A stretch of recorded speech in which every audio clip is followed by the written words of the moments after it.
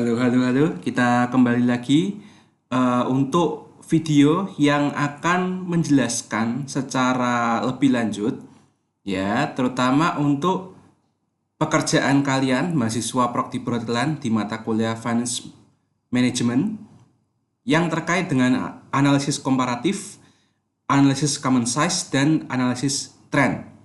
Jadi kita akan membahas tentang tiga analisis tersebut di video ini, ya. Dan kalian sampel perusahaannya adalah perusahaan perhotelan. Nah, oleh karena itu saya akan memilih satu perusahaan yang bukan perhotelan, ya. Tetapi setidaknya caranya menghitung itu persis sama, ya. Nah, jadi, tugas kalian itu sebenarnya adalah yang pertama itu mengcopy item-item apa saja yang ada di laporan laba rugi dan laporan neraca. Ya, dan yang kalian copy tersebut itu harus jelas satuannya apa. Oke. Nah, di sini saya mengambil contoh perusahaan manufaktur yang tidak ada kaitannya dengan mata kuliah ini, perhotelan sebagai contoh. Dan saya, ya, tolong perhatikan. Dan saya membuat tabel ini dengan menggunakan asumsi bahwa angka yang ada itu harus dibaca dalam ribuan rupiah. Ini, ya.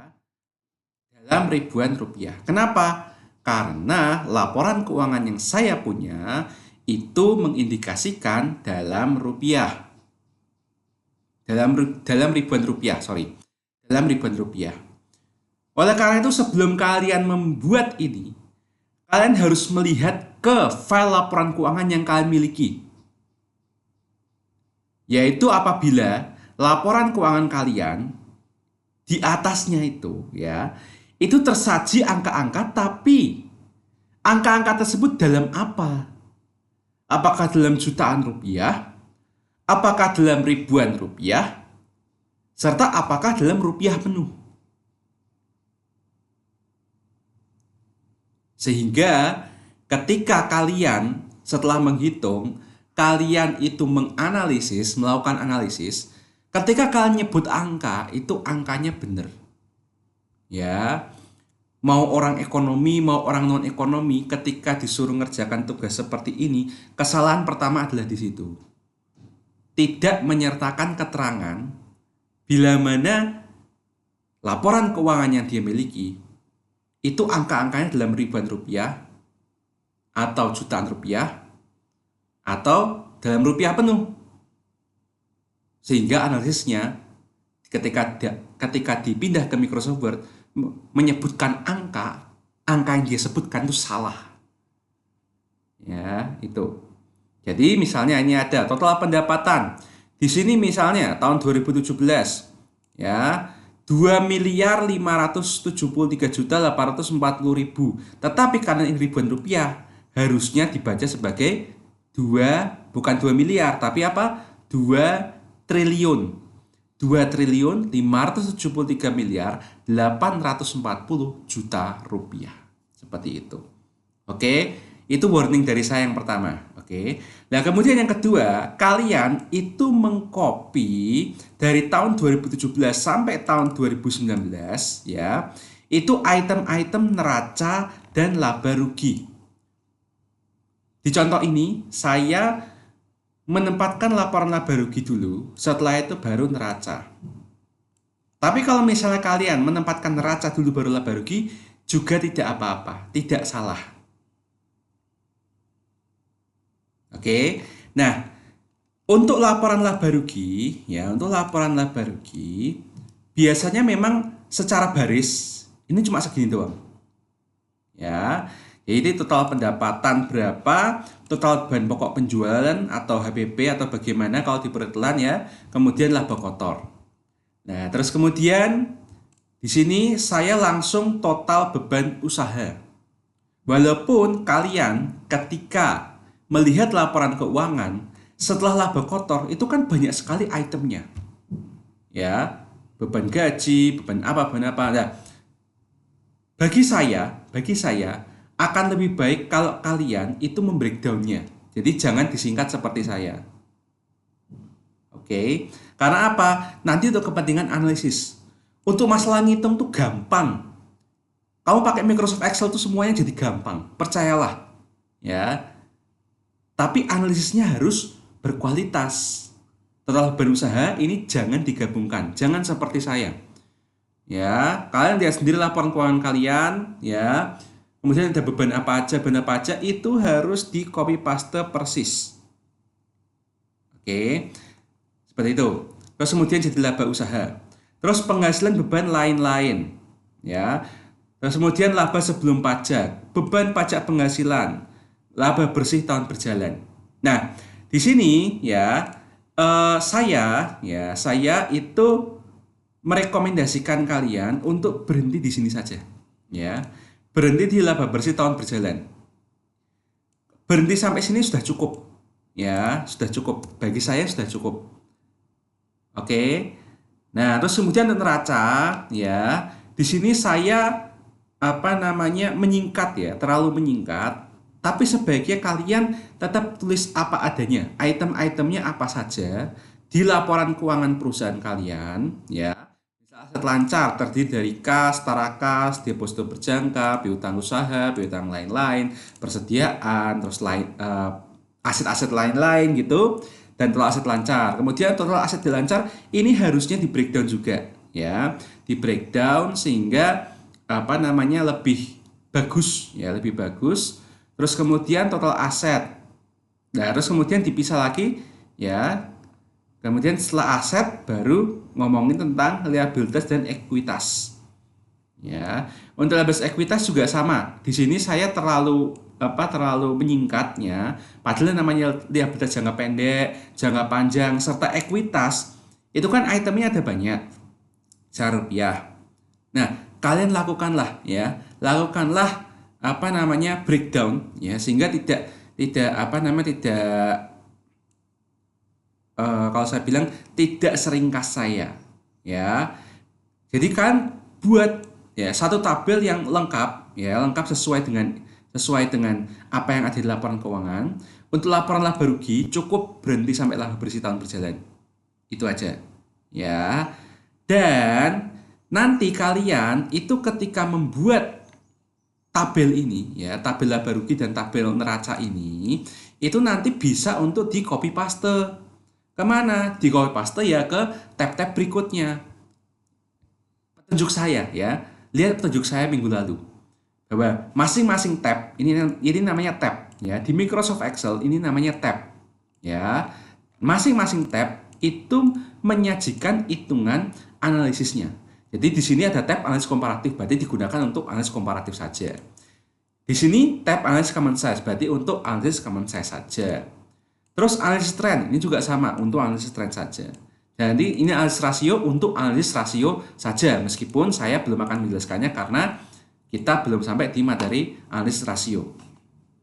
Oke, ya jadi kalian berusahalah bikin ya selengkap-lengkapnya laba rugi dan neraca. Nah, kalau sudah jadi, kalian tinggal copy paste ke setiap tab saja gitu. Ya. Ini saya samakan dulu semuanya supaya cukup sampai di laba bersih tahun berjalan.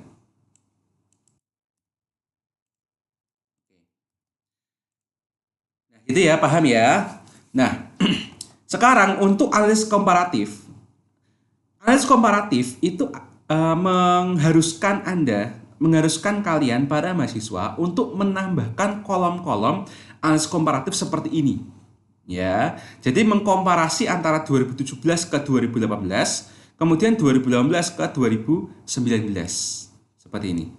Ya. Jadi ini adalah soal yang kalian bikin sendiri, ya. Berdasarkan laporan keuangan yang sudah kalian dapat, dan ini adalah jawaban hitungan untuk soal yang kalian bikin sendiri. Seperti itu. Ya. Nah, caranya komparatif kan gampang ya, artinya membandingkan dari tahun ke tahun, jadi 17 ke 18, kemudian 18 ke 19, secara rupiah atau absolut, dan secara persentase atau relatif. Gampang. Ya, kalau ditanya, oke, pendapatan tahun 17 dibandingkan dengan pendapatan tahun 18 itu bertambah atau berkurang? Nah, cara nyari tahunya ya kita gini aja, ya. Ya berarti tahun 2018 dikurangi tahun 2017. Nah, kalau positif, ya, angkanya positif, berarti kita bisa ngomong pendapatan bertambah. Sebesar berapa? Sebesar ya ini 189, kalau ini juta berarti miliar ya. 189 miliar 452 ribu. Nah, ini juga kita bisa, kalau kita ditanya, jadi tahun 18 ke 19 itu bertambah atau berkurang? Ya, kita cari tahunya seperti ini. Angka tahun 2019 dikurangi angka tahun 2018. Kalau plus berarti bertambah.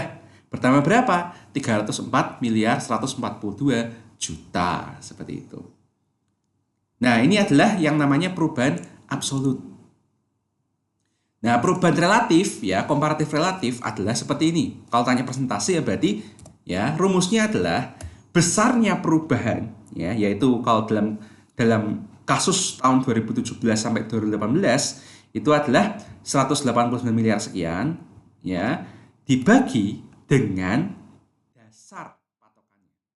Di sini kan pertanyaannya adalah dari 2017 ke 2018, maka tahun 2017 adalah patokan lompatannya.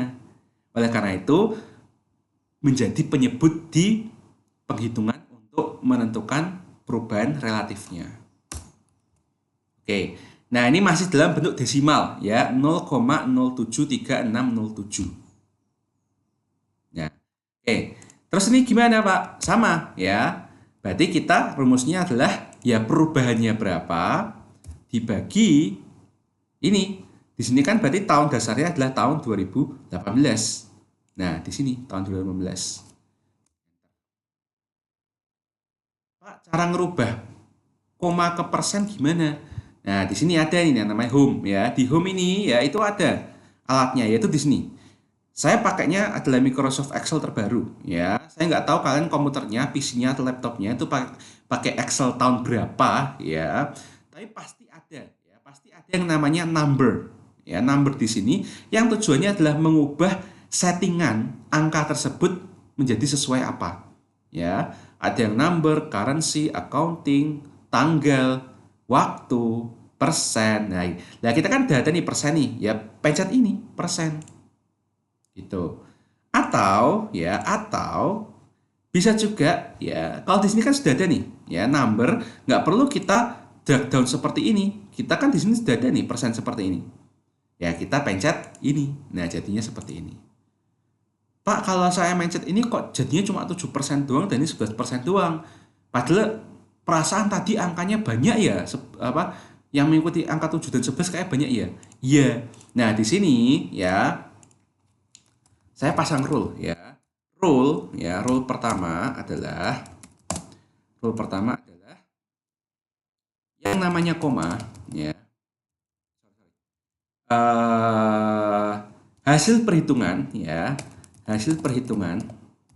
akhir ya, harus dalam 2 angka di belakang koma.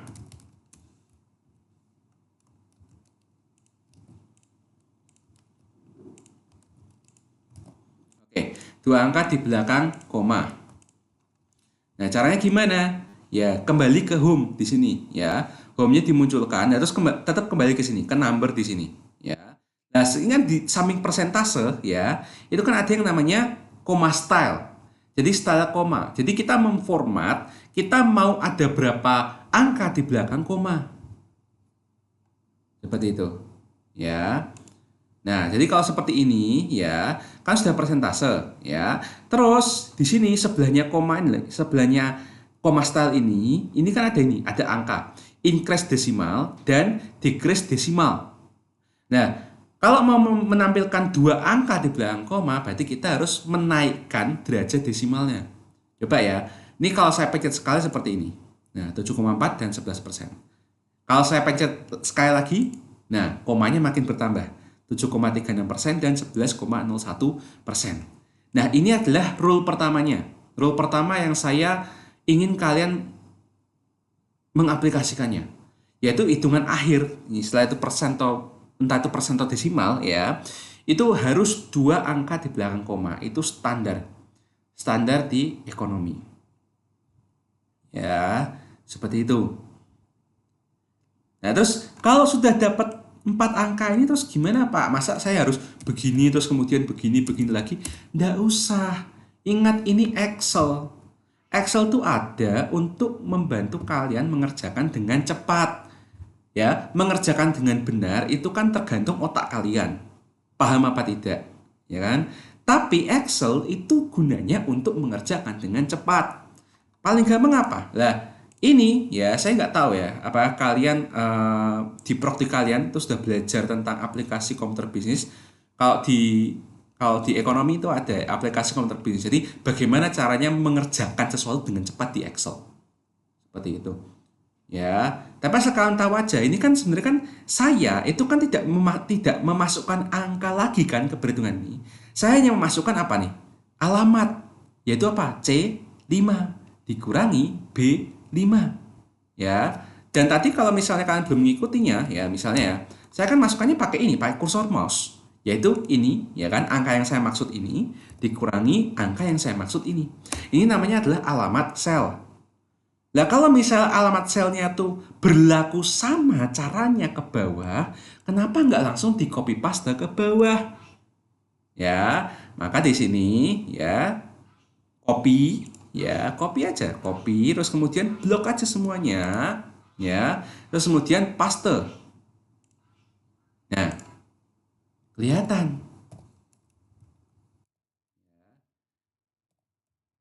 Gampang kan? Ya tinggal copy paste. Kalau tadi saya menunjukkan caranya dengan klik kiri, kalian kan tahu lah kalau copy kan berarti Ctrl C, kalau paste berarti Ctrl V ya, seperti itu. Sama. Apakah ini juga bisa, Pak? Bisa, ya. Misalnya nih Ctrl C, ya kan? Kemudian saya Ctrl V. Gampang kan? Tuh. Nah, terus biasanya saya ini, ya. Kalau saya itu ada cara yang lebih cepat dibandingkan Ctrl C dan Ctrl V, yaitu apa? Ini, ya. Dalam sebuah sel itu harusnya kalian penasaran, kok ada titik jendol gede di sebelah kanan bawah. Nah, ini namanya adalah ini adalah fasilitas fill ahead. Dimana kalau kita ya mengarahkan kursor mouse kita ke kanan bawah yang titik jendol gede ini, ya itu kan akan menjadi tanda plus, ya kan. Nah, tanda plus ini fungsinya adalah kalau diklik tahan, maksudnya bukan klik ya, diklik tahan terus kemudian di drag, misalnya kalau dalam contoh ini ke bawah, maka dia akan mengcopy sama persis pola, bukan angka loh ya, pola yang ada di formula ini, ya. Jadi kalau kita pencet-pencet setiap sel itu kan ada yang namanya fx kan. Jadi ini kan yang namanya adalah formula sel, ya kan. Di sini kalau misalnya formulanya adalah ini dikurangi ini, kalau misalnya nanti saya fill ahead ke bawah, maka formula yang dicontoh adalah ya antara 2019 dikurangi 2018. Seperti itu, prinsipnya seperti itu. Maka bisa dengan cara kayak gini, ya, diklik kemudian digeret. Nah, ya, langsung ketemu. Nah, cepet kan kalau kayak gini, ya. Terus ini juga sama. Bahkan kalau udah tahu cara prinsipnya Microsoft Excel bekerja, nggak usah diklik dan di-drag, enggak. Klik double klik aja. Nih, misalnya ya, ini saya double klik. Nah, langsung keluar hasilnya semua. Ya, itu keajaiban Excel buat kalian yang belum tahu. Ya, dan berbahagialah kalau kalian termasuk mahasiswa yang nonton video ini. Ya, mungkin ada video yang terlalu males, ada mahasiswa yang terlalu males nonton video, nggak tahu bahwa ada cara cepat seperti ini. Ya, makanya saya bilang, ya, ngitung itu gampang kalau kamu pakai Microsoft Excel. Di tugas ini yang susah adalah pertama sabar, ya, sabar membuat tabel ini dua-duanya, ya. Tapi kalau sudah bisa ya mengcopy paste tabel yang ada dari tahun 17 sampai 19, ya, kan tinggal copy paste ke ya ini masing-masing tab adanya apa, ya. Terus yang kedua adalah kalian juga harus sabar dalam hal analisis.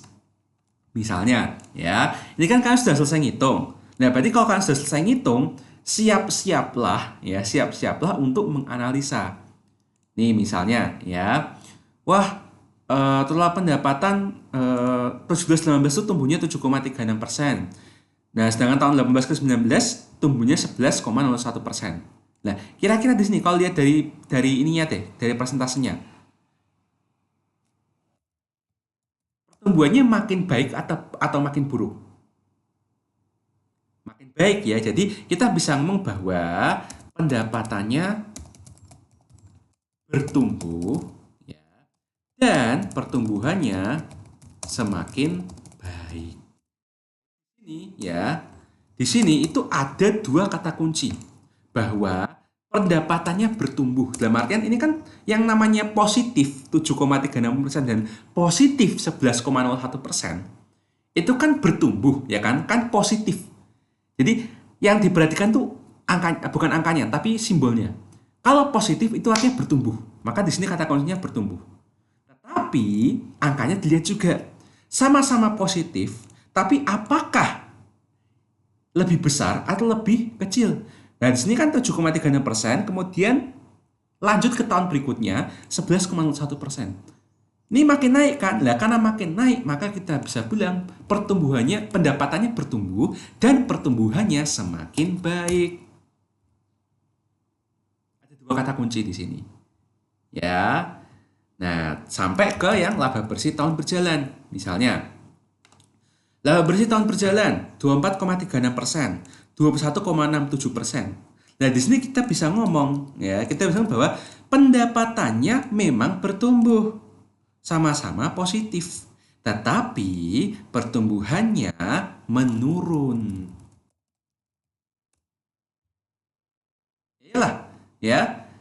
17-18 24,36%, 18 ke 19 21,67%. Bertumbuh sih bertumbuh, tetapi menurun. Pertanyaannya adalah mengapa dari pendapatannya yang bertumbuh semakin baik, kok ketika kita ngomong laba bersih, ya pendapatannya masih bertumbuh, cuma pertumbuhannya kenapa menurun? Why? Kenapa? Nah, di sini kita bisa mulai menganalisa bahwa apa aja mungkin yang menyebabkan ini pertumbuhannya menurun. Seperti itu. Nah, berarti kita bisa ngomong apakah dari segi biaya ada sesuatu yang gawat? Ya. Coba kita lihat yuk. Nah, berarti biaya itu kan ada di sini, ya. Total beban pokok penjualan ini kan biaya. Total beban usaha ini juga biaya, ya kan? Terus penghasilan atau beban lain-lain, lah ini tergantung, ya. Kalau absolutnya positif berarti itu penghasilan lain-lain. Kalau angka absolutnya negatif berarti kita bisa ngomong bahwa wah ini beban. Itu jangan lupa pajaknya gimana. Seperti itu. Oke. Nah, coba yuk kita lihat satu-satu gimana nih pendapatan bertumbuh dan pertumbuhannya menurun. Sorry, kok pendapatannya? Sorry. Ini harusnya laba namun pertumbuhannya. Oke, coba kita lihat yuk. Kalau misalnya kita ngomong di HPP, coba nih.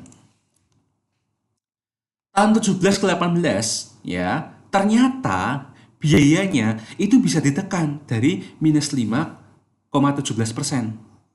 Ya, jadi tahun 17 18 ternyata HPP-nya bisa ditekan. Nah, berarti kan kalau kita bisa menekan biaya, kita kan bisa hore-hore. Ya, hore-hore dalam artian, wah asik, kita bisa menekan biaya, kemungkinan kita laba bersihnya bisa naik. Kan begitu, ya kan? Nah, sebenarnya kalau kita lihat tahun-tahun 18 ke 19, ternyata ya pendapatannya bertumbuh 11,0%, tapi biayanya juga bertumbuh. Kan beda kan cara bacanya dengan ini. Ya, pendapatannya bertumbuh tetapi HPP-nya berkurang. Nah, ini kan berita bagus. Sementara ini adalah berita normal. Ya. Nah, di sini kita bisa lihat bahwa ya HPP-nya sorry, bentar. HPP-nya ya HPP-nya menunjukkan ya peningkatan dari tahun 2018 ke 2019. Ini kan yang penting, ya kan? Sementara tahun 2019 mereka berhasil menurunkan HPP-nya. Nah, berarti ini bisa menjadi salah satu potensi faktor mengapa laba bersihnya pertumbuhannya menurun. Nah, coba kita lihat lagi, kalau beban usaha gimana? Kalau kita beban usaha lihat, dari 17-18 beban usahanya naik 15,02%. Sementara 18 ke 19 beban usahanya naik 7,5%. Berarti di sini kita bisa lihat bahwa perusahaan perusahaan berhasil menurunkan total beban usaha. Ya kan? Dari 15,02% ke 7,5%. Nah, berarti ini tidak bisa menjadi faktor. Ya. Mungkin bukan faktor penyebab. Kalau HPP berarti mungkin ini faktor penyebabnya. Oke, berarti kita sudah punya petunjuk ya bahwa kalau dalam HPP mungkin ini adalah yang menyebabkan pertumbuhannya turun. Beban usaha kita bisa eliminasi kemungkinan ini. Karena nyatanya perusahaan berhasil menurunkan total beban usaha. Seperti itu. Ya. Terus kita lihat setelah laba usaha ke laba sebelum pajak. Apakah ada penghasilan lain-lain atau beban lain-lain? Nah, di sini kita lihat bahwa ternyata tahun 17-18 itu ada penghasilan lain-lain ya yang tumbuhnya sebesar 7,21%.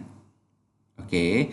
Nah, sementara tahun 2019 ya meskipun ini kan positif, berarti kan penghasilan lain-lain kan lebih besar daripada beban lain-lain ya kan. Nah, tetapi ya terjadi penurunan tahun 2019 3,9 miliar atau minus 6,5%. Berarti di sini kita bisa lihat bahwa tahun 2015 ke 2019 tidak terjadi tidak terjadi bantuan kenaikan laba dari segi penghasilan lain-lain. Oke, berarti ini bisa menjadi faktor kedua kenapa kok laba bersihnya pertumbuhannya menurun. Ya, terus kita lihat yang satu lagi yaitu apa? Beban pajak penghasilan. Coba kita lihat beban pajak penghasilan. Ya. Tahun 17-18 perusahaan ini bayar pajaknya naik 37,75. Sementara 18-19 perusahaan ini bayar pajaknya turun, ya. Jadi pajaknya ya kita bisa ngomong di sini bahwa pajaknya bertumbuh, ya.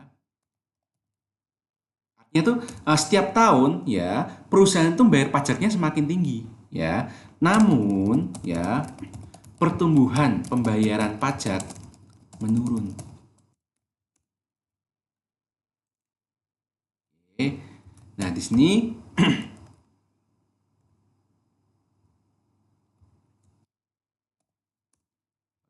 ya, pajaknya bertumbuh namun pertumbuhan pembayaran pajak. Dan ini kan sebenarnya kan sama kan dengan laba bersih berjalan, ya.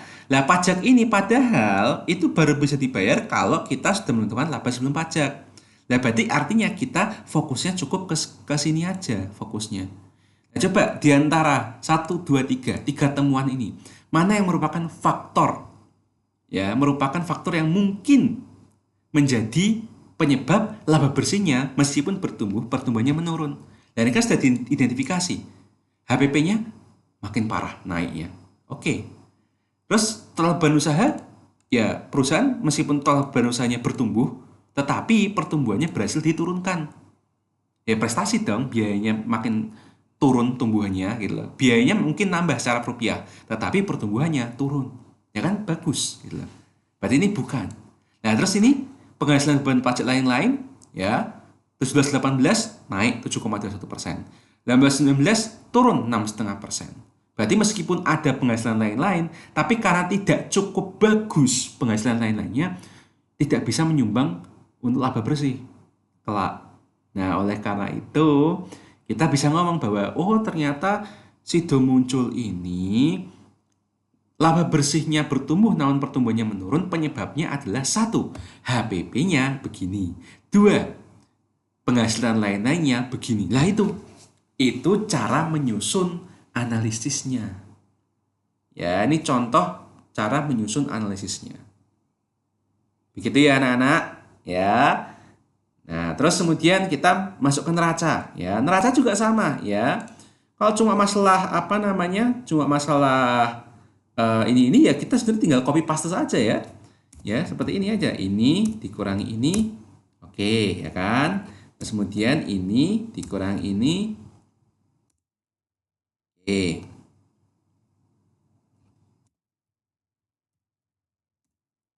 Oke ya. Jadi di sini kita bisa lihat seperti ini. Ya udah kalau udah seperti ini ya tinggal kita copy paste. Seret. Ya. Ini juga sama. Seret. Nah, ini juga sama nih di apa namanya di copy paste. Set copy paste terus digeret. Nyet gitu. Ini juga sama ya copy paste kemudian digeret. Nyet. Oke. Nah, oke, terus ini juga sama persentasenya ya. Ini dibagi ini ya, terus kemudian ini dibagi ini ya. Kemudian ubahlah ke persentase ya. Ubah ke persentase, desimalnya ditambahkan ya. Terus kemudian digeret ke bawah. Ini juga sama, digeret ke bawah ya. Terus kemudian di sini ya, copy paste digeret ke bawah. Ini juga sama, copy paste digeret ke bawah. Jadi deh. Ya. Gampang kan? Ngitung-ngitung gini kan gampang sebenarnya. Asalkan kamu pakai Excel, semuanya gampang. Nah, di sini ya kita mulainya menganalisanya itu dari total aset, ya kan? Nah, ini kita bisa lihat bahwa ini kan pasti angkanya sama dengan ini, ya, karena aset sama dengan utang plus modal. Itu kan neraca, ya, cara baca neraca. Maka kita selalu mulai dari total aset. Coba kita lihat ya. 17 ke 18 ya, total aset itu bertumbuh dari 179 sekian ini ya, dari 3, ini sampai 3,3 ya kan. Tumbuhnya berapa? 179 sekian atau sama dengan 5,68%. Terus kemudian 18 ke 19 tumbuh 199 miliar sekian atau setara dengan 5,97% dari tahun sebelumnya. Ya berarti di sini apa nih? Kita bisa simpulkan apa? Total aset ya bertumbuh karena kan sama-sama positif kan, sama-sama positif berarti bertumbuh dan pertumbuhannya semakin baik. Tuh ya, ada dua kata kunci ya, bertumbuh apa tidak dan kalau bertumbuh semakin baik atau malah turun gitu. Nah, karena di sini cara bacanya adalah setara, maka ini juga bisa sama ya. Kita tinggal copy paste seperti ini. Nah, sekarang pertanyaannya adalah yang menyebabkan ini apa kok bisa total asetnya bertumbuh? Nah, seperti itu. Nah, kita lihat juga bahwa yang namanya aset ya, yang namanya aset itu kan dari total aset lancar ditambah aset tidak lancar, ya kan? Nah, sekarang kita lihat ya, total aset lancar tahun 17 sampai 18 itu awalnya malah berkurang aset lancarnya ya, malah minus 4,99%. Nah, tapi 18 ke 19 tiba-tiba langsung naik drastis 10,89%. Maka kita di sini bisa menyimpulkan ya, menyimpulkan bahwa aset lancar mengalami pertumbuhan sangat signifikan ya. Sangat signifikan ya. Karena ketika lihat di sini awalnya minus pertumbuhannya. Terus sekarang tiba-tiba positifnya lebih dari sudah sampai 2 digit ya.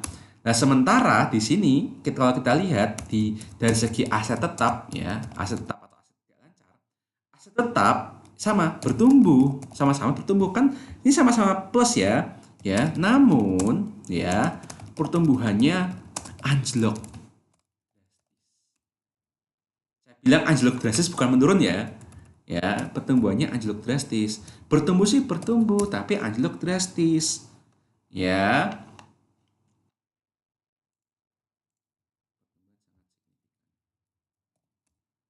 Oke ya, seperti ini ya. Nah, dari sini kita bisa lihat bahwa ternyata yang membuat total aset bertumbuh dan pertumbuhannya dari tahun ke tahun semakin baik mungkin ya disumbang oleh aset lancar yang awalnya itu berkinerja buruk ya, minus 4,9%, namun ternyata aset lancarnya posisinya tuh tiba-tiba langsung jelek naik drastis 10,89%. Nah itu mungkin itu penyebabnya. Apalagi didukung dengan pengamatan bahwa aset tetapnya mungkin masih sama-sama plus, tetapi dari tahun 2018 ke 2019 ya pertumbuhannya itu anjlok drastis, cuma tumbuh 1,72. Padahal harusnya pada periode sebelumnya, perbandingan periode sebelumnya itu 17%-an. Tapi kemudian anjlok sampai tinggal 10%-nya doang bertumbuhnya. Ya, 10% dari 17% yaitu 1,7%. Nah, jadi dalam hal ini ya kita bisa lihat bahwa oke, kesimpulannya adalah total aset bertumbuh, ya pertumbuhannya makin baik berkat aset lancarnya yang mengalami pertumbuhan sangat signifikan. Oke. Nah, terus ya, kan pasti ada pertanyaan.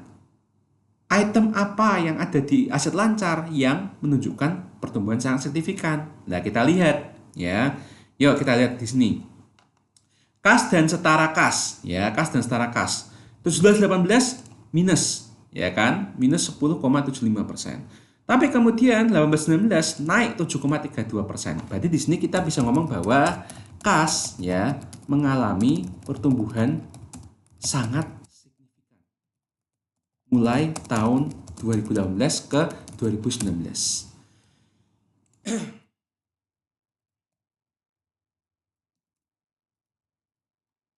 Ini sama ya, bisa tambah seperti ini.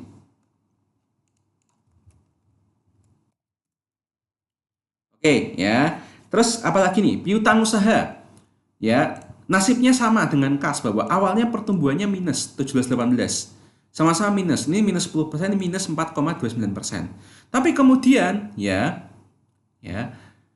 kalau kas tumbuhnya 18-19 7,32%, ya, piutangnya Sido muncul 18-19 naiknya sampai 29%. Wah, berarti di sini kita bisa ngomong bahwa piutang usaha mengalami pertumbuhan. Kalau misalnya ternyata kita di sini ternyata sangat dahsyat, ini kan 7%, ini 29. Nah, kali kita bisa mengkoreksi misalnya pertumbuhan signifikan ya. Kalau di sini kan sampai 2 digit, berarti pertumbuhan sangat amat signifikan. Misalnya gitu ya. Sangat amat signifikan. Nah, terus kemudian kita lihat piutang lainnya gimana? Oh, piutang lainnya 17-18 41,39% tumbuhnya.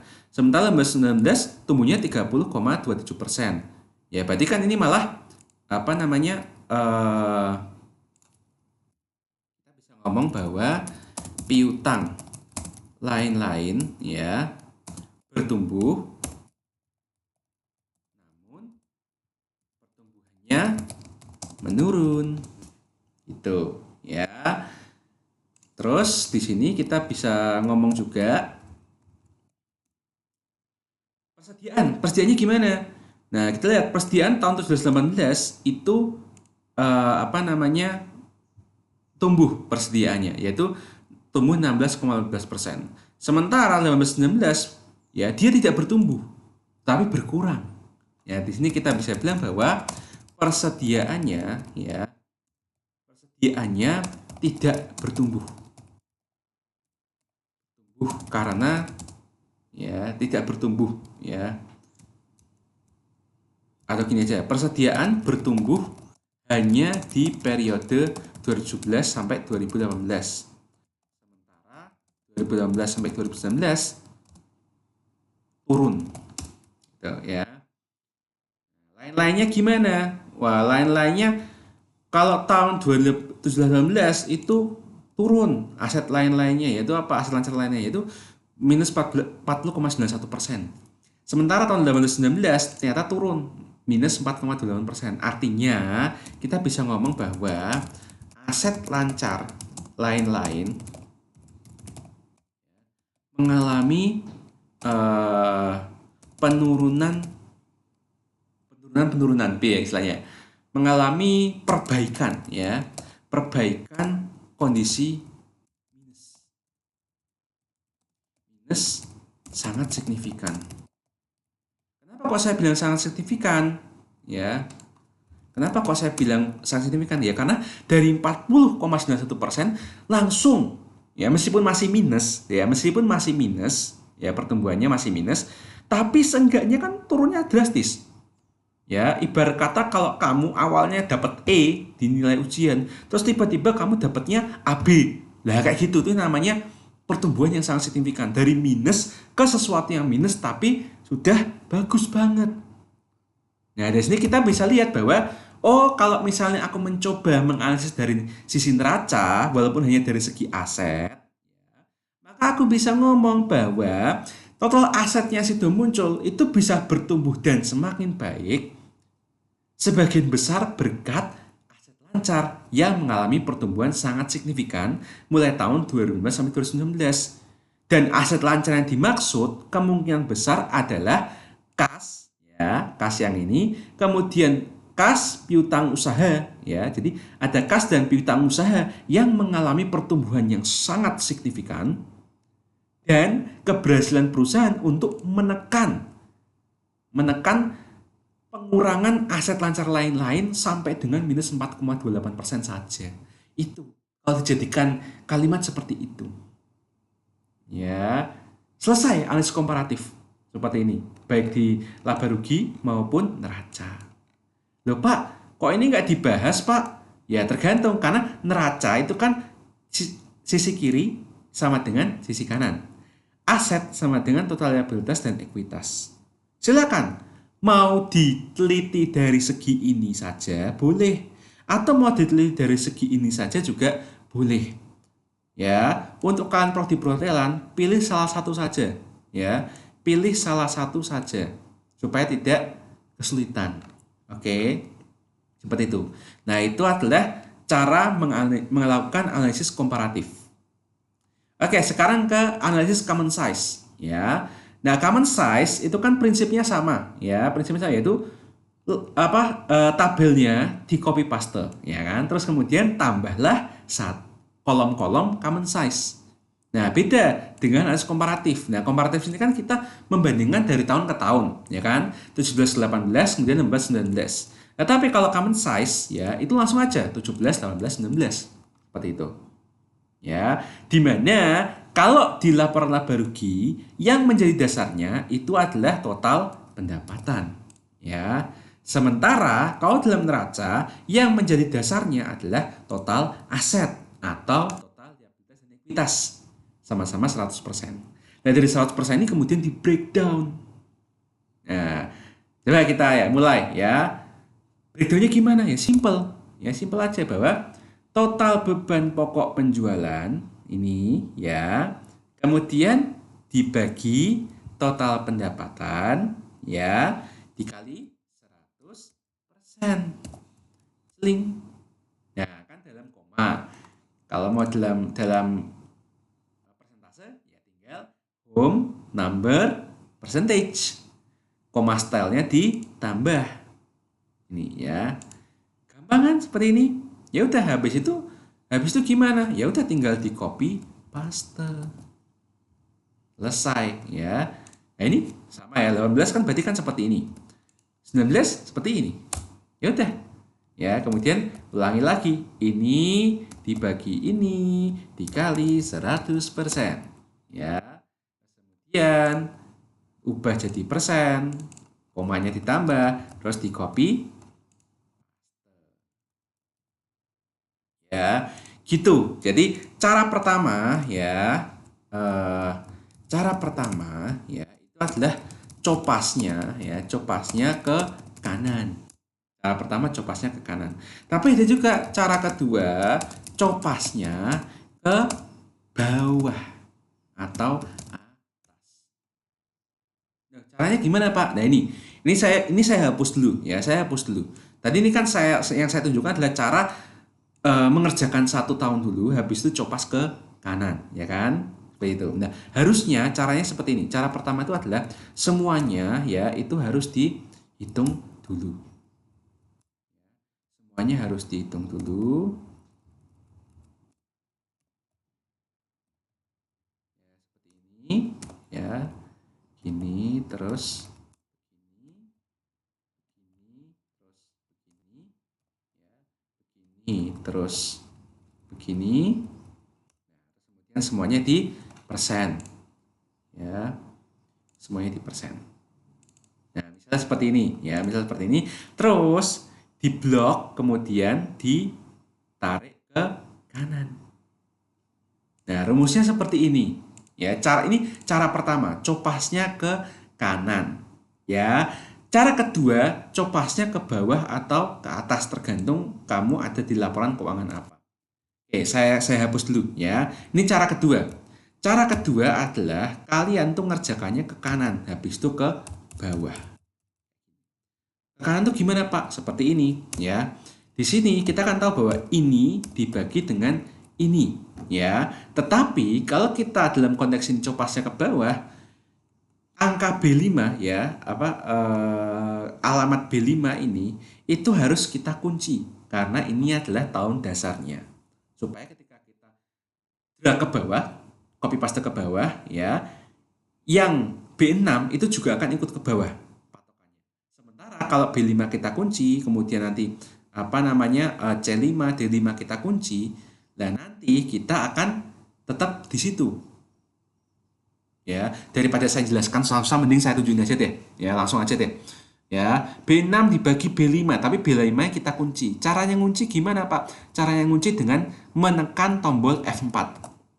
Ya, jadi misalnya gini ya, saya ulangi lagi.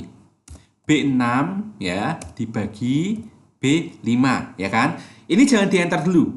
Jangan di-enter dulu. Ya, sebelum di-enter, pencet F4. Dengan F4, ini kan ada nih, perbedaannya adalah ada tanda dolar di belakangnya B dan di antara B dan 5. Itu namanya adalah kunci, mengunci sel. Kayaknya nggak ada perubahan apa-apa ya dari segi jawaban ya. Nah, kemudian kita kerjakan lagi. Ini dibagi ini, dikunci, enter. Terus kemudian ini ya dibagi ini, kemudian dikunci, enter. Kemudian ya kita blok 3 ini, kemudian kita seret ke bawah. Lihat nih, misalnya ya, tahun 2017 ya, total beban pokok penjualan itu berapa persen? Caranya adalah ini dibagi ini. Dan tadi ingat bahwa tadi B5 kan saya kunci. Sehingga ketika di copy ke bawah, yang ikutan bergerak ke bawah itu adalah laba kotornya saja. Laba kotor dibagi total pendapatan. Seperti itu. Ini makanya dikunci. Fungsinya dikunci seperti itu. Kalau nggak dikunci gimana, Pak? Nah, kalau nggak dikunci, ya misalnya ya, kalau nggak dikunci misalnya seperti ini ya, B5 gini ya, terus habis itu begini ya, habis itu begini.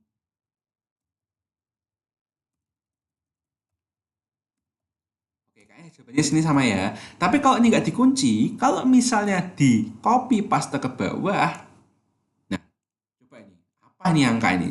1214%. Ini apaan? Nah, coba kita lihat nih, formulanya kayak gimana? Coba.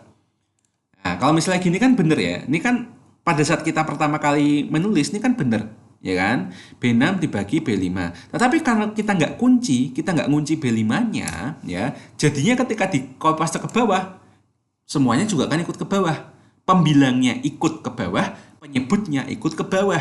B6 ke B7, B5 ke B6. Karena apa? Ininya nggak dikunci, merahnya nggak dikunci. Nah itu. Nah makanya untuk mengantisipasi supaya kerja di Excel itu cepat, kita juga harus tahu kapan saatnya mengunci, kapan saatnya tidak mengunci. Nah ini cara kedua ya. Cara kedua yang saya lebih suka karena apa? Karena di antara ini ya, ini kan cuma 3 tahun. Berarti kalau ke kanan cuma 3, sementara kalau ke bawah ada berapa nih? Ada 8, ya kan? Ya mendingan aku ngerjakan 3 kali aja, kemudian tak geret ke bawah daripada aku ngerjakan 8 kali, habis itu tak geret ke samping. Seperti itu, ya. Nah jadinya seperti ini, seret. Nah jadi, ya.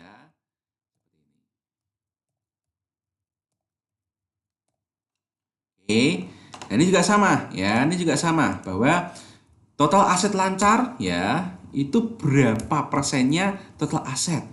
Nah, ini juga sama, ya. Begini, terus habis itu begini, ya. Ini juga sama ya. Ini kalau dalam ini ya, saya juga pakai cara dua yaitu copasnya ke bawah atau ke atas. Nah, dalam hal ini kan sudah di paling bawah. Ya udah nanti kan pasti kok copasnya akan ke atas. Lah kalau sudah tahu copasnya ke atas, maka ngerjakannya mulai dari yang ini yang paling ini total aset lancar. Ya, jadi ini dibagi ini, tapi total asetnya dikunci. Ya. Ini dibagi ini, total asetnya dikunci. Terus ini ya dibagi ini, total asetnya dikunci. Terus kemudian kita ubah ke persen, desimalnya ditambah 2, kemudian kita tarik ke atas. Nah, jadi deh. Ya, gampang kan? Ya, gampang. Seperti itu. Ya, ini juga sama, ya labelnya juga sama, ya. Ini kan patokannya, ya sudah. Kalau patokannya ini, ya berarti ya kita lihat di sini bahwa ini dibagi ini kunci. Terus ini dibagi ini kunci. Kemudian ini dibagi ini kunci. Kemudian dibikin persentase, kemudian koma 2 kali ya digeret ke atas. Selesai. Ya, gampang kan? Nah, ngitungnya gampang. Sekarang mari kita analisa. Kita akan mulai di laporan laba rugi ya. Kita lihat bahwa di sini ya kalau kita perhatikan ya bahwa ternyata kalau misalnya kita lihat dulu per tahun ya. Kalau kita dulu per tahun, kita bisa lihat bahwa ternyata komponen terbesar ya yang membuat total pendapatan ke laba bersih tahun berjalan itu semakin turun, yang paling besar adalah total beban pokok penjualan. Ya, kan yang menyebabkan pendapatan berkurang dan akhirnya menjadi laba bersih, yang paling besar yang mana? Ya udah kita lihat aja. Ini kan masih satu digit, ya kan? Ini satu digit, berarti nggak mungkin, ya. Terus ini oke lah 2 digit, 20, 22, 21, oke lah ya. Tapi ini berapa nih? 54, 48, 45,21.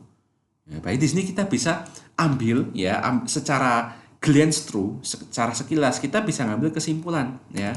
Satu kesimpulan bahwa perusahaan ini ya, kesimpulan satu, perusahaan ini ya lebih banyak bukan lebih banyak, ini apa ya?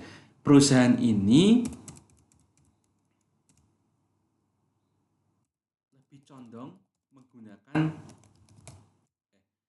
perusahaan ini penggunaan pendapatannya lebih besar di cost of goods sold atau HPP gitu.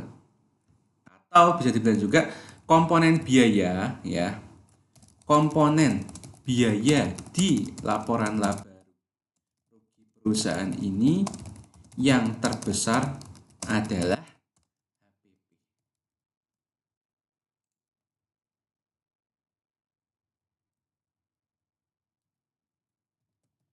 laporan laba rugi perusahaan ini dari tahun ke tahun adalah HPP. Nah, ini kesimpulan satu kita sudah dapat.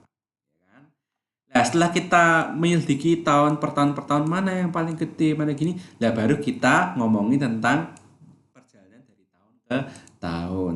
Coba dari segi HPP ya, dari segi HPP kita lihat. HPP-nya ya 54,86% common size-nya dibanding dengan total pendapatan. Kemudian 48,45% dari total pendapatan. Kemudian 45,7% dari total pendapatan. Berarti kita bisa ngomong bahwa ya komponen HPP itu menurun ya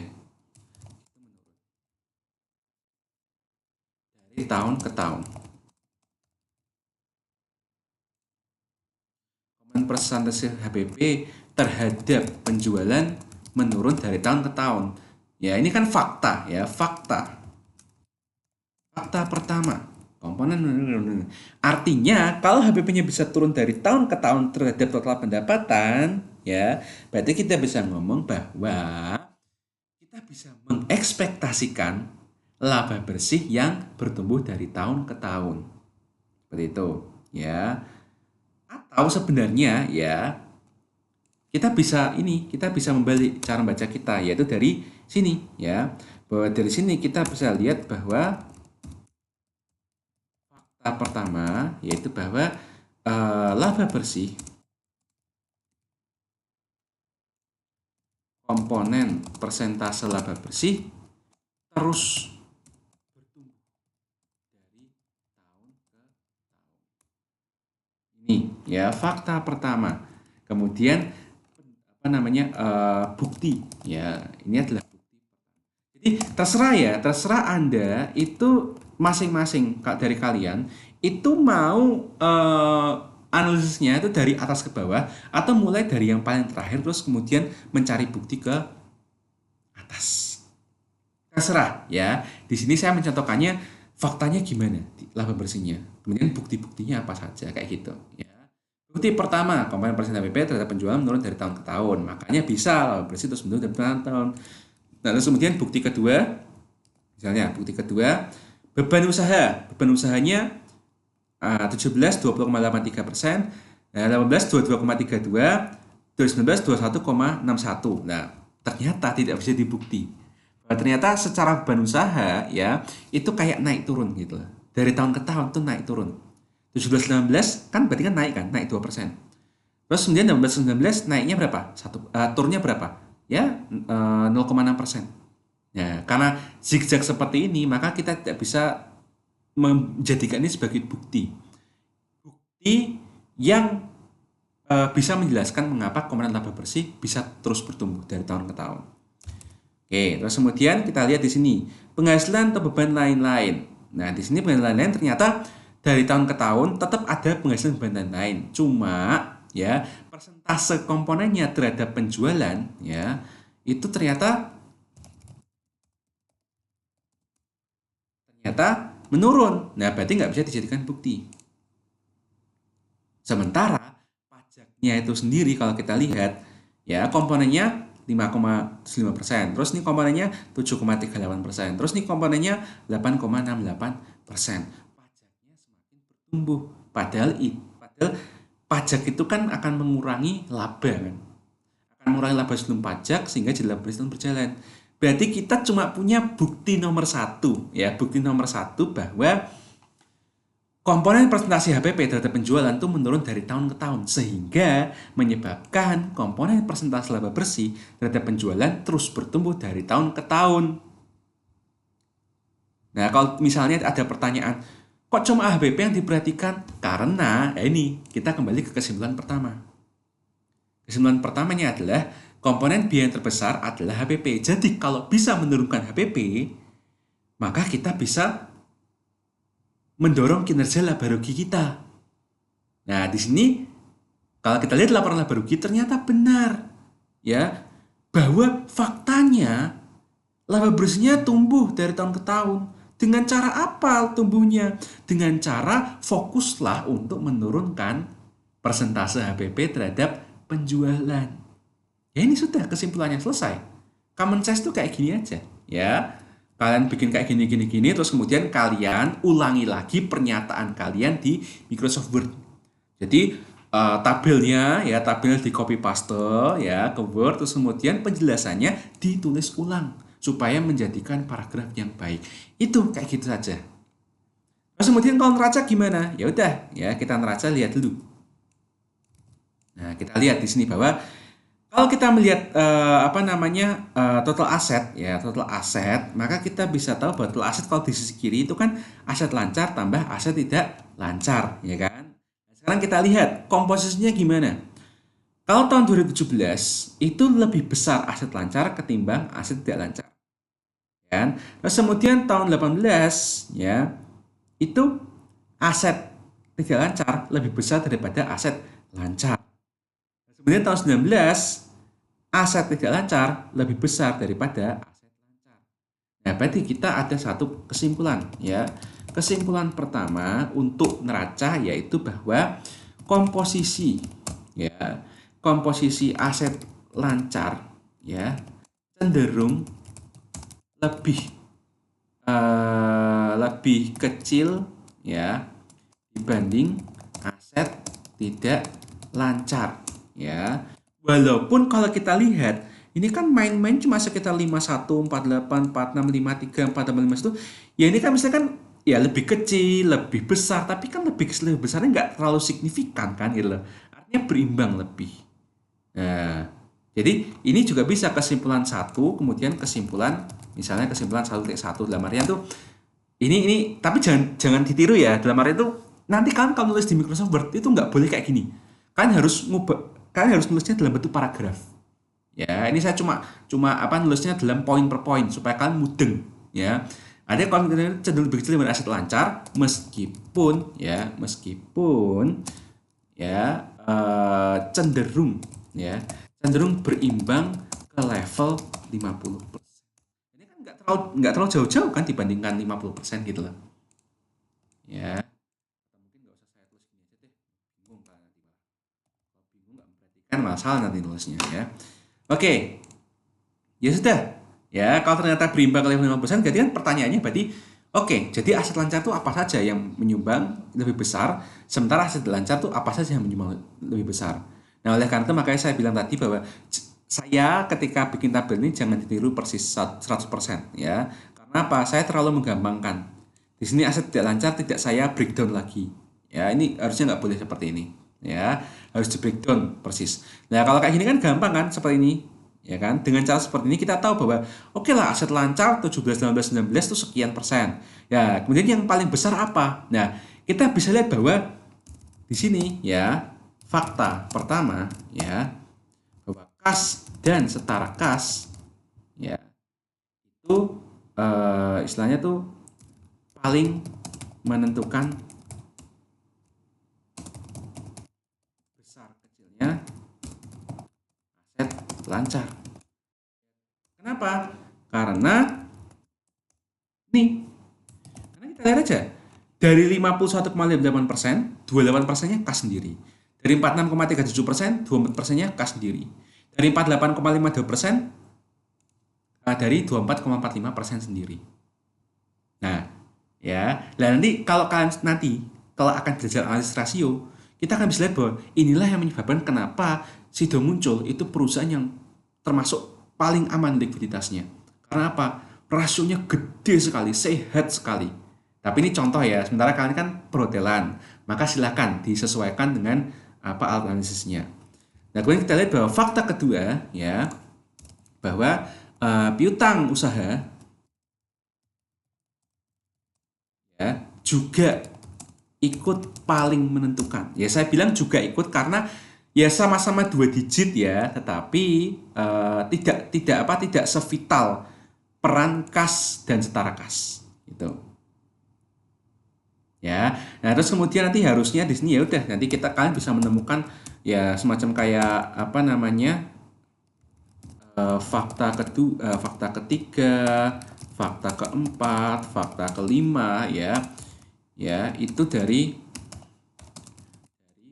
breakdown item aset tidak lancar.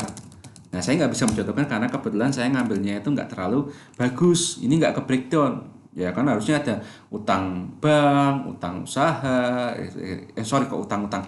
Itu kan misalnya tanah, gedung, mesin, peralatan, kendaraan, ya kayak gitulah misalnya ya. Itu caranya menganalisis seperti itu ya dari segi neraca. Ya. Nah, kalau misalnya dibandingkan dengan analisis komparatif, lebih gampang mana? Komparatif atau common size? Cenderung lebih gampang common size ya, itu. Maka dari itu kebanyakan orang itu kalau misalnya masih pemula biasanya cukup di analisa common size dibandingkan analisa komparatif yang dari tahun ke tahun harus dibahas dulu. Itu. Ya, cuma bedanya ya kalau analisa komparatif di bagian neraca itu cukup lah ya kalau memeriksa di sisi kiri ya udah sisi kiri aja sisi kanan nggak usah ya tetapi ya kalau common size itu dua-duanya harus ya, ini juga harus di apa namanya harus diteliti ya misalnya ini ya jadi setelah kalian sudah ngomong panjang lebar analisanya di bagian apa aset ya aset lancar aset tidak lancar ini ya kan ngomongnya di sini liabilitas dan ekuitas ya dimana Fokusnya kan gini, fokusnya bahwa liabilitas tambah ekuitas sama dengan total liabilitas dan ekuitas. Artinya 91,69% tambah 8,31 sama dengan 100%. 13,03% tambah 86,97% sama dengan 100%. Dan seterusnya. Nah, di sini kan kita bisa lihat bahwa ya fakta, ini fakta keberapa ya? Misalnya fakta ke-6 ya, fakta ke-6 di neraca bahwa em, perusahaan ini ya lebih banyak mengandalkan modal sendiri atau ekuitas ketimbang utang. Iyalah, ya. Dan di sini utangnya berapa nih utangnya? 8,31 dari 100%. 13% dari 100%. 13,5% dibanding 100%. Sementara modal sendirinya 91,69, 86,97, 86,55. Wah, ini kan sangat gede sekali ketimbang ini. Ya. Nah, oleh karena itu kita bisa lihat juga bahwa kalau di sini kita bisa ngomong bahwa nanti kalau kalian akan mengkombinasikan dengan analisis rasio nantinya, ya, wah, rasio lancarnya bagus sekali. Berarti perusahaan ini sangat liquid. Nah, kita sini juga bisa bilang, wah, perusahaan ini kok aman sekali solvabilitasnya, sehingga kemungkinan bangkrutnya itu sangat kecil sekali. Nah, seperti itu. Nanti ketika kalian belajar analisis rasio, nanti kalian akan tahu, ya. Oke, nah terus kemudian ya yang namanya ekuitas sebenarnya juga harus di breakdown ya, bagusnya begitu. Terus kemudian total liabilitas baik itu liabilitas jangka pendek maupun jangka panjang itu juga harus breakdown ya. Jangan seperti ini ya, harusnya seperti ini ya, di breakdown seperti ini. Aset lancar di breakdown jadi seperti bla bla bla bla gitu. Tapi seenggaknya untuk penggambaran kalian aja ya. Terus ini ya, dari segi total liabilitas itu kan jangka pendek tambah jangka panjang ya. 6,6 tambah 1,7 sama dengan 8,31. 11,04 tambah 2 sama dengan 13,303. 11,77 tambah 1,58 sama dengan 13,35. Ya kan? Nah, di sini berarti kita bisa ngambil kesimpulan juga ya, ada fakta 7 ya, fakta ke-7 yang bisa kita ambil dari neraca yaitu ya, liabilitas jangka pendek ya, ya lebih banyak menyumbang kontribusi total utangnya. Nah, liabilitas jangka pendek berarti kita ini, walaupun sebenarnya saya nggak bisa ngomong lebih lanjut karena saya nggak bisa membuktikan. Membuktikannya gimana ini? Harusnya kan di breakdown kan, liabilitas jangka pendek itu apa aja. Tapi saya tahu ya, karena saya pemilik saham perusahaan ini, maka saya tahu bahwa liabilitas jangka pendeknya tuh yang paling banyak ya, yang paling banyak menyumbang kontribusi total utangnya yaitu ini ya. Tetapi liabilitas jangka pendeknya berupa utang usaha. Artinya utang operasional. Utang yang kalau misalnya mau dilunasi sewaktu-waktu dengan kas yang ada, itu sangat bisa sekali untuk segera dilunasi. Jadi kita bisa ngomong secara kesimpulan bahwa perusahaan Sido Muncul dari segi neraca itu sangat liquid, sangat solvable ya, sehingga aman. Ini perusahaan aman untuk menjadi target investasi lah, misalnya seperti itu. Dari segi kinerja gimana? Dari segi kinerja juga sama, sangat menguntungkan, bisa menekan HPP. Nah, seperti itu. Ya, common sense itu paling tidak seperti itu cara membacanya. Ya, walaupun sebenarnya kalau seni saya breakdown bisa lebih panjang lagi nanti caranya analisis gitu. Ya, tapi paling nggak gitulah ya caranya seperti itu. Terus analisis trend, ya analisis trend. Nah, ini juga sama ya. Paling gampang kan seperti ini, ya.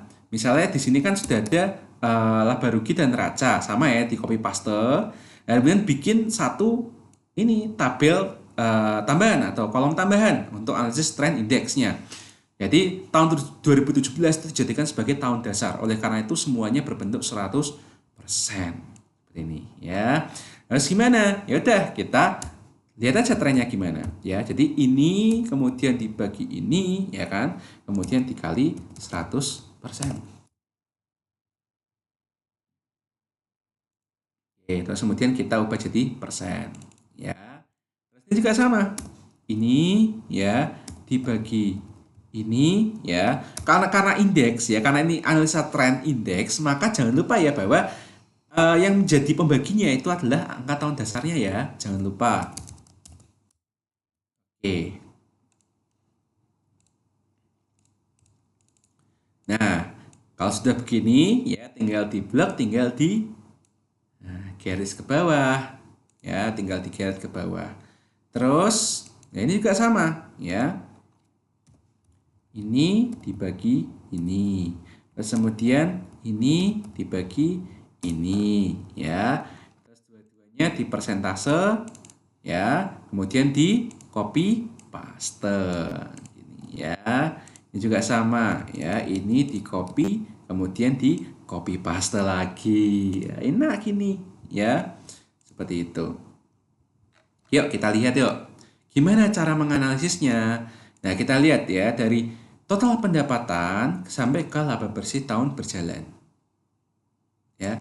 Nah, kita caranya gampang aja bahwa oh ternyata ya dari tahun ke tahun total pendapatannya terus tumbuh. Ini kan paling gampang ya. Pokoknya kalau di atas 100% kemudian habis itu tumbuh di atas ini lagi, oh berarti makin bertumbuh. Ya. Nah, sementara kalau total beban pokok penjualan ini lebih gampang. Ini sama seperti komparatif tadi bahwa wah HPP-nya ternyata bisa ditekan. HPP-nya nggak bertumbuh, HPP-nya turun. Ya, walaupun tahun 18 ke 19 penurunannya itu malah terhambat. Gitu. Dia lebih rendah daripada tahun 2017 sih, tetapi lebih rendahnya tidak lebih rendah ketimbang kalau 18 dibandingkan dengan 17. Sementara kebanyakan kita lihat ya, ini tumbuh, ini turun, terus kemudian naik lagi meskipun tidak bisa menyamai tahun 2017.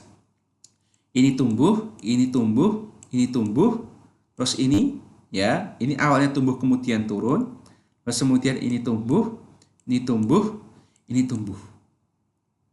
Nah, kita bisa lihat bahwa kesimpulan pertama ya,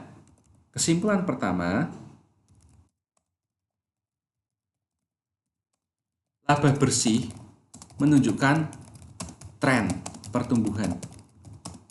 Ya, pertumbuhan stabil berapa ini? Kalau ini kan di sini kan 124 kan tambahnya kan berapa? 24% ya kan? Sementara di sini 124 ke 151 tumbuhnya berapa? 20 berapa? 27 ya, 27%. Berarti kita bisa ngomong 24 sampai 27% per tahun. Nah, ini kesimpulan satunya. Ya. Mengapa kok bisa seperti ini? Ya, maka kita bisa bahwa fakta pertama adalah bahwa penjualan ya itu menunjukkan tren pertumbuhan ya. Kali ini berapa nih? 100 ke 107 berarti kan 7% ya. Kemudian 7% ke 119 itu kan 15 12%. Jadi tren pertumbuhan 7 sampai 12% per tahun. Jadi karena penjualan seperti ini, sementara ya di sini ada fakta kedua juga bahwa HPP ya menunjukkan tren penurunan 2 sampai 6% per tahun. Oke, ya. Terus total beban usaha, ya ini kan jadi gini, kita ada kesimpulan bahwa laba bersih tren pertumbuhan stabil 24 sampai 7 per tahun. Berarti kita harus memasukkan fakta-fakta yang menunjang kesimpulan ini dan mengeliminasi fakta-fakta yang tidak mendukung kesimpulan ini. Contohnya apa? Ini bisa dimasukkan fakta ini untuk mendukung seperti ini. Sementara total beban usaha kan yang bisa menurunkan laba bersih. Padahal laba bersih kan pertumbuhannya tetap ada, ya kan? Oleh karena itu beban usahanya meskipun naiknya 15 kemudian jadinya 8, tapi ini nggak bisa dimasukkan sebagai fakta. Ya, karena ini bertentangan dengan kesimpulannya. Terus kemudian penghasilan beban lain-lain ini juga nggak bisa dimasukkan. Karena apa? Naik turun. Ya. Kemudian beban pajak penghasilan, ya ini malah semakin tinggi beban pajak penghasilannya dari segi tren. Ya kan? Nah, oleh karena itu gini aja. Ya sudah, kalau ketemunya seperti ini, seperti itu. Jadi kita bisa menyimpulkan bahwa secara tren, laba bersih sido muncul itu menunjukkan tren pertumbuhan stabil 24 sampai 7% per tahun.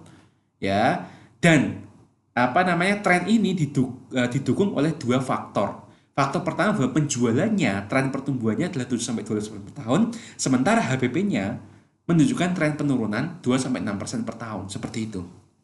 Ya, jadi kalau terkait dengan penjualan itu diharapkan tuh semakin bertumbuh, kalau biaya diharapkan semakin menurun, seperti itu. Dan kalau ternyata ini selaras dengan kesimpulannya, ya udah ini aja kata-kata yang dipakai. Seperti itu. Ya, itu tren. Lebih gampang kan? Lebih gampang daripada komparatif kan? Oke, terus kita masuk ke sini ya. Nah, kita di sini sama mulainya dari total aset ya. Di sini kita bisa ambil bahwa kesimpulannya ya, kesimpulan pertama atau kesimpulan kedua ya, karena tadi kan yang itu sudah kedua ya. Kesimpulan kedua bahwa total aset Sido muncul atau perusahaan ya mengalami atau gini aja, tadi kalimatnya gimana? Kesimpulan kedua ya, total aset menunjukkan tren pertumbuhan stabil dari ini, stabilnya nanti bisa di ini ya, bisa di dulu teliti 100 ke 105,8 berarti kan 5,68% ya kan. Kemudian 105,68% ke 111,99% ya. Ini kan sama aja dengan 6,21% ya kan. 6,21%. Tadi berapa tadi? 5,68%. Oke lah, berarti ini kan selisihnya dikit banget ya. Kalau selisihnya dikit banget, kita bisa ngomong bahwa ini pertumbuhannya ya bisa dikatakan stabil ya. Seperti itu. Oke. Nah, terus habis itu oke, kita tahu bahwa kesimpulannya adalah total aset dengan tren pertumbuhan stabil. Kok bisa? Apa fakta yang mendukungnya? Ya kita lihat dulu bahwa aset itu kan dari total aset lancar ditambah total aset tidak lancar. Ya, kita lihat bahwa di sini kalau kita lihat ya, total aset lancar ya awalnya 100% ke 95,01%. Jadi kan malah turun 5%. Tapi kemudian ya dari 95,01% ke 105,36% kan sama aja naiknya 10%. Jadi naik 5%, turun 5%, kemudian naik 10%. Oke, kita pegang dulu ini ya. Terus kemudian ini juga lihat nih, total aset lancar ya, total aset lancar naik dari 100% ke 117,8%, kan naiknya 17,04%. Ini kan tinggi banget. Terus kemudian 117,8% ke 119,05%, naiknya cuma 2%. Ya kan? Jadi kita bisa ambil fakta ya. Fakta ini berapa tadi? Tadi sudah fakta ketiga ya. Fakta ketiga bahwa aset tidak tren aset tetap melonjak drastis dari tahun 2017 ke 2015, namun melandai ya pada tahun 2018 ke 2019 ya. Kalau dibikin grafik kan seperti kayak langsung naik ke atas, kemudian tiba-tiba melandai gitu. Naik sih naik tapi cuma dikit banget gitu, melandai ya. Kemudian fakta keempat bahwa aset lancar ya, tren aset lancar itu tidak stabil.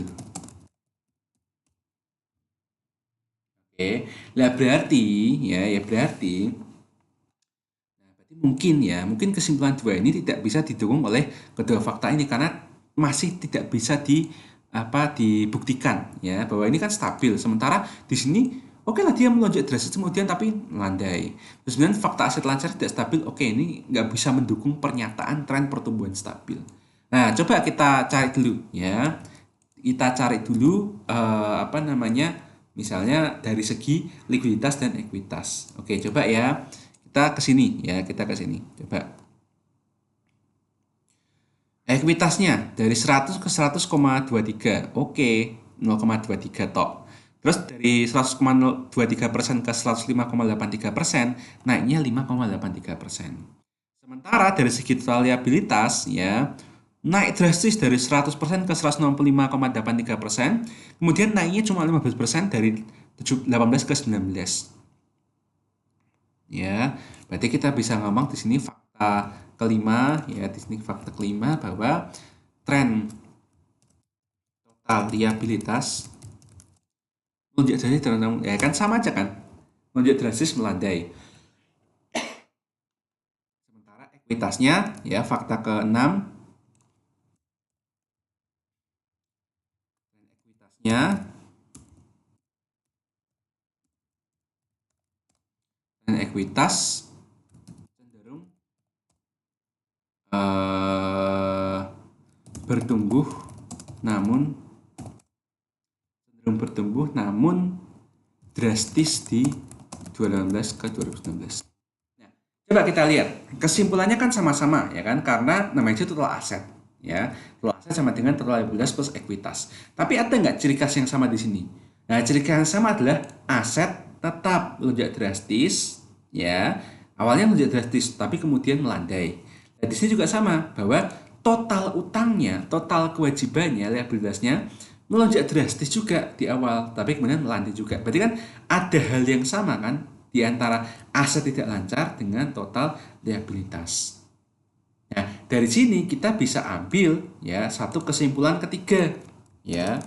Kesimpulan ketiga yang lebih seperti dugaan sebenarnya. Dugaan bahwa ya mungkin ya lonjakan liabilitas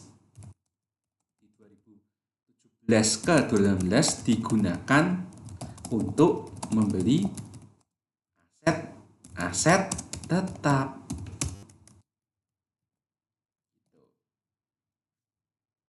Nah, gini cara bacanya gitu kalau tren indeks. Oke.